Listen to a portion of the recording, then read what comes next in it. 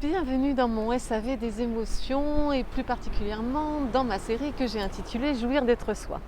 Alors aujourd'hui je vais vous parler de quoi? Je vais vous parler de tétons et plus particulièrement des tétons féminins. Alors pourquoi je vais vous parler des tétons féminins?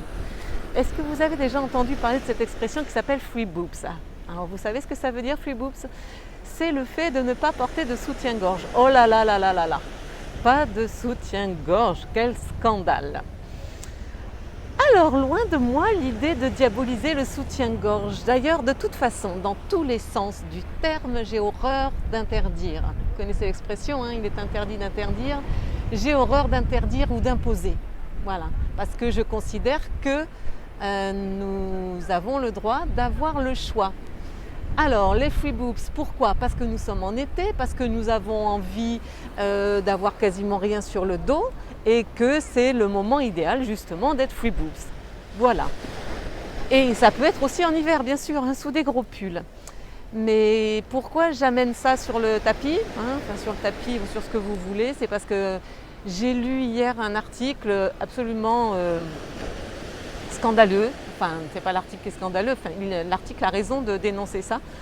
Apparemment, il y a quand même 20% de la population qui considère que lorsqu'il y a viol et que la victime du viol avait les tétons apparents, c'est-à-dire ne portait pas de soutien-gorge, eh bien cela constituerait une circonstance atténuante pour le violeur. Ben oui, vous comprenez, le pauvre, il a vu des tétons apparents, alors il n'a pas su se retenir.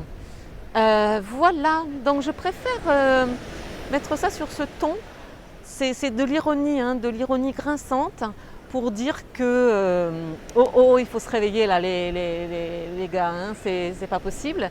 Et surtout, penser une seule seconde que la justice puisse retenir ça comme un argument valable, même pas en rêve, quoi, même pas dans le pire des cauchemars. Donc voilà, on arrête les conneries, hein, parce que là il s'agit quand même d'un truc hyper balèze et on s'éduque. On s'éduque, donc on éduque les petits garçons, majoritairement bien sûr, à penser qu'effectivement les filles ont des tétons comme eux et que leur téton n'est pas considéré comme quelque chose qui est honteux, tout comme leurs tétons à eux ne sont pas honteux non plus. Et qu'en aucun cas, parce qu'une fille a des tétons apparents, c'est une invitation au viol. Voilà, donc ça, faudrait quand même que ça soit bien clair. Et aussi que les filles ne pensent pas que leur corps est honteux aussi. Hein. Ça marche dans tous les sens.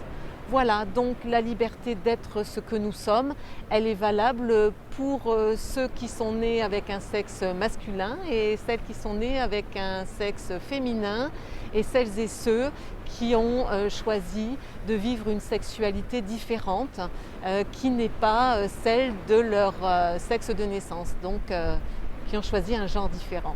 Voilà, donc j'espère avoir été claire et limpide dans mes explications. Ce monde obsolète, je n'en veux plus, dans lequel le corps des femmes est diabolisé, hyper sexualisé, c'est fini, c'est terminé. Oh, on se réveille les gars, hein, et les filles aussi, hein, puisque certaines femmes continuent à entretenir ce genre de croyances. Alors on arrête tout, on respire un bon coup, on éduque nos enfants, et puis on va en finir avec tout ça. Ça va arriver, si, ça va arriver. Je suis optimiste. Très belle journée à vous, je vous embrasse, à bientôt.